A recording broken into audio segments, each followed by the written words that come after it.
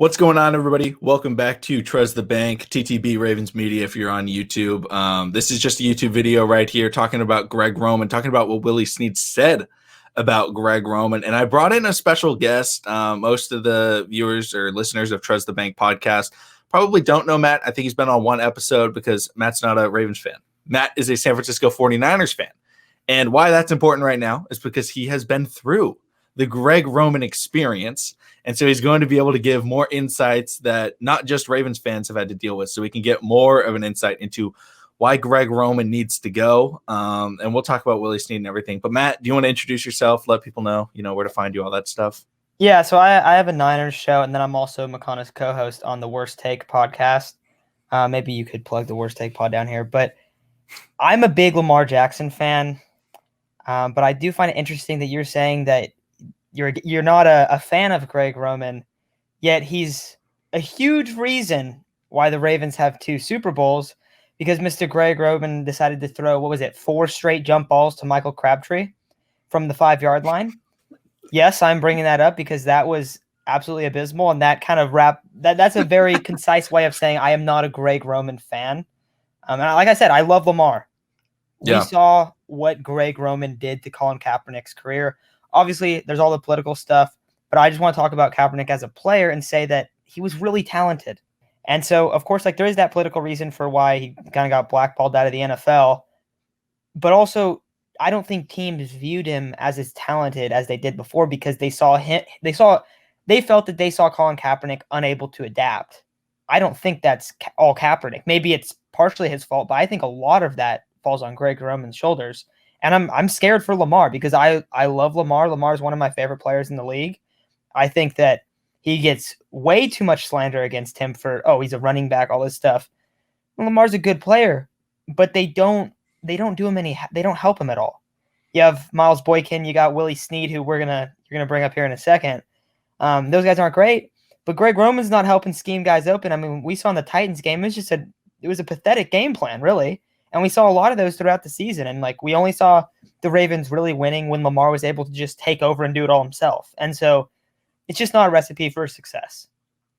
Yeah, absolutely. And before, I get into all the Willie Snead comments, once again, I just want to say, if you ever disagree with what we're saying, comment it down below. Love hearing the different opinions, all that stuff. If you want to roast Matt for all the Ravens slander saying that we only have a Super Bowl because, Greg Roman sucks. But, all that stuff, make sure you hit the sub button. But let's get into what Willie Snead said.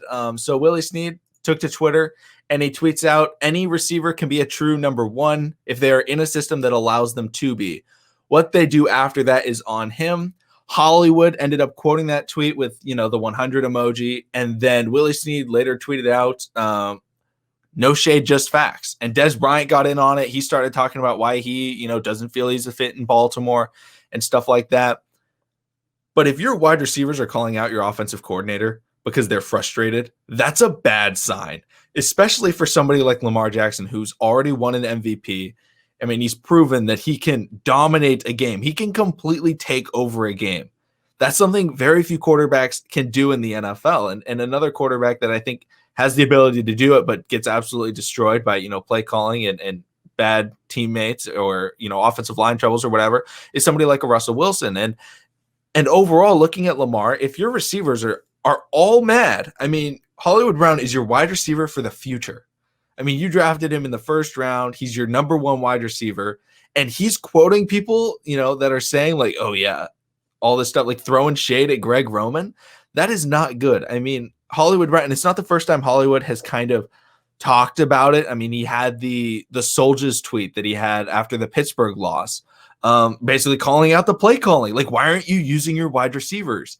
That's a bad sign for somebody like Lamar Jackson, who the Ravens are in contract negotiations with to get him an extension. If you're trying to extend a guy and his receivers are all yeah, man, this offensive coordinator sucks, and your coach is publicly backing him and saying, yes, I believe in what we're doing. We don't need to change up the offense. And all your receivers are saying that you do need to change up the offense. It's a horrible sign. If anybody has not seen it, I doubt anybody on this channel would have seen it. I did a Ravens Greg Roman rant on the Worst Take YouTube channel, so I guess you can check that out. But my thoughts on Greg Roman are this. Greg Roman is very, very good at what he does. He designs a run scheme. He's very good at it. The problem is you can't win by just running the football. His passing game is so bad. And I was a long time defender of Greg Roman up until probably I'm trying to remember the exact week, about week 6 of the season. I was still defending Greg Roman. And then I just realized it. I was just like, he's not going to adjust. His game plans in big games are horrific. He goes against the Chiefs, who are known to be a horrible run defense team. And he just, every time, it's like, oh, let's just pass the ball every time. Was that this year? The Monday Night Football game? Both of them. Where they got blown out, this year right? and last year. Both of them, they got blown out because they didn't run the ball. I think against the Chiefs this year, they ran for over 5 yards a carry. Well, and they ran the ball like, I don't know, 18 times or something ridiculous where it was like, why are you throwing the ball? You are dominating on the ground. And Greg Roman just doesn't utilize it when it works. Do you remember what I told you earlier in the year? I mean, the Ravens should not make the playoffs in order to get Greg Roman fired. Basically, the best thing for Lamar Jackson would be to miss the playoffs. However, it did play out a little bit differently because my kind of statement on that was, hey, their offense looks pitiful. They're not running the ball. They're not winning by their game. They did get back to it somewhat as the season went on. Now, their passing game still struggled, but, they really focused on winning in the run game, winning in the trenches. And it did get better. And so there was definitely positives. Also, Lamar winning his first playoff game, I think I said, that was, the biggest reason to make the playoffs. He's got to get that first win. But my big point was, look, they're not good. They're not good enough right now to win. Lamar's good enough to win. And the best way to invest in Lamar is to invest in a new offensive coordinator and get him some wide receivers. And I was like, and you're not going to be able to see that unless they not bottom out, but not make the playoffs that level of bottoming out. Where it's all right, we missed the playoffs teams with the star quarterback. We need to get the stuff around him. Our offense sucked. And they're not going to stop investing in Lamar. It would be Greg Roman that they would part ways with. And I still think they should. They're not going to, it doesn't seem like. And I think we're not going to be able to see Lamar really take that step in the passing game unless they get just a star receiver that can dominate, that is game plan proof.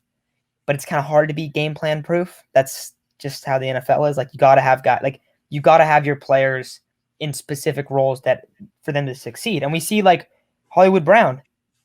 I think his frustrations make perfect sense. You see him struggle a lot, but you see him used in weird ways. They're just why is Hollywood why are they having him do this? Yeah. And I want to go over my fears because you brought it up. That is a true fear, keeping Greg Roman for Lamar Jackson's entire career. Because Greg Roman, I'm going to compare him to Joe Flacco.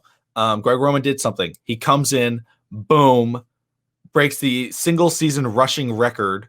The Ravens have a great win percentage. And the Ravens were just like, boom, we got our offensive coordinator.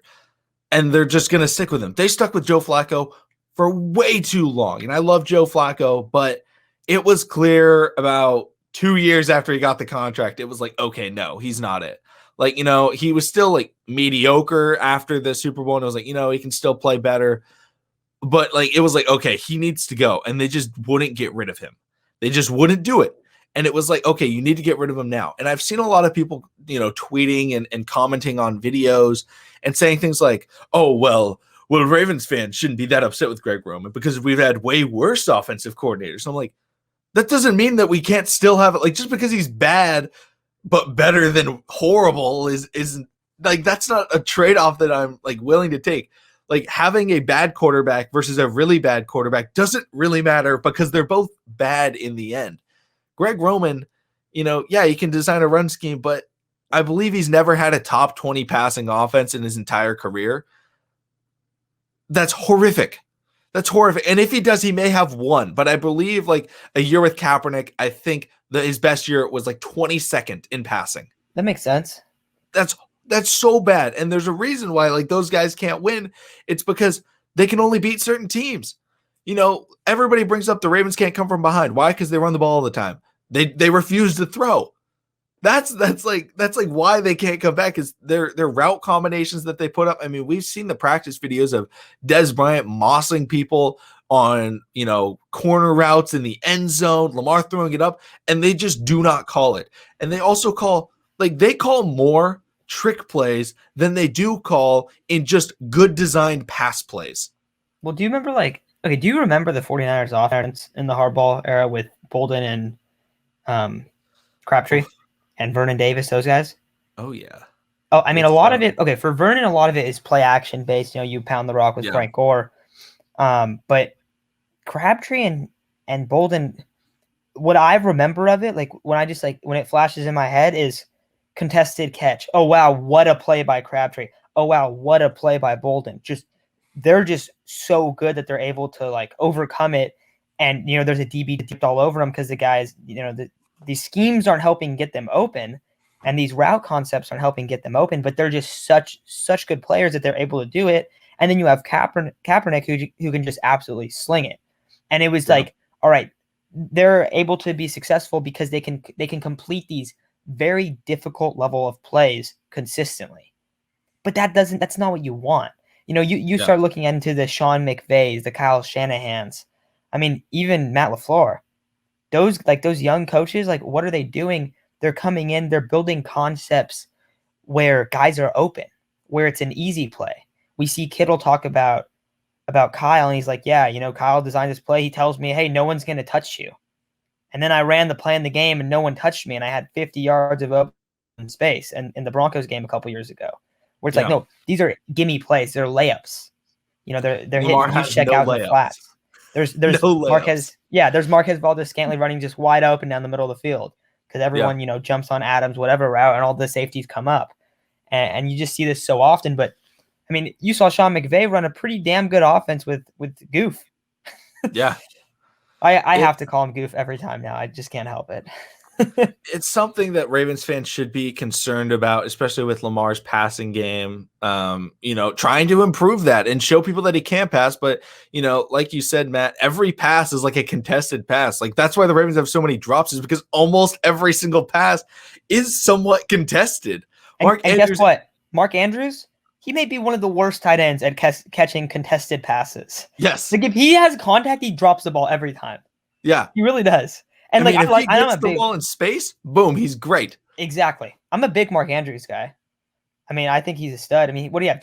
10 touchdowns in Lamar's MVP year? Was it more than that? Yeah, he was a monster, but he was more open then. And then people start to pick up, and they're like, oh, we can just play zone because, well, the Ravens don't throw outside. Well, they also have no routes that even go outside. It's just so horribly designed. But Matt, I know you got stuff to do, so I think that's a pretty good way to end this episode. Make sure to go check out, if you want to see Niners content, good stuff, go check out Nuggets of Gold. If you want to see, Matt and I's, all sports kind of talk, go check out Worst Take. And then, as always, hit the subscribe button, hit the like button. And if you have any opinions, if you agree, disagree, all that stuff, comment it down below. But once again, thanks, Matt, for coming on.